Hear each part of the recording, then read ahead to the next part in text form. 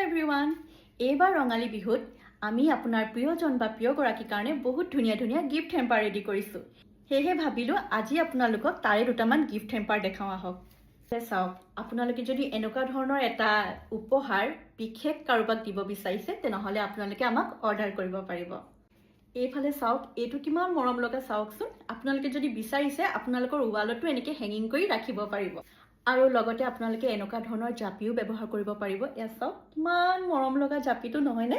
বৰ্তমান ৰেডি কৰা গিফ্ট হেম্পাৰটো এইটো চাওকচোন। তেখেতে অৰ্ডাৰ কৰিছে নিজৰ প্ৰিয়জনলৈ ৰঙালী বিহু শুভেচ্ছাৰে লিখা এখন এয়া গামোচাৰে, আৰু এখন প্ৰিয়জনক দিছে গামোচা, লগতে দিছে এটা জাপি আৰু লগতে দিছে এটা ঢোলো।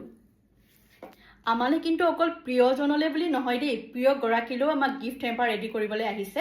তেখেতে নিজে কাষ্টমাইজ কৰিছে তেখেতৰ প্ৰিয়গৰাকীলৈ। তেখেতে দিছে এডাল ৰাবাৰ হয়, যিটো খোপাত লগাব পাৰিব, আৰু লগতে দিছে তেখেতৰ যিহেতু স্কুটি চলাই থাকে তেওঁৰ চাবি ৰিং এটাও দি দিছে, আৰু দিছে ষ্ট্ৰবেৰী। ইমান কিউট চাওকচোন।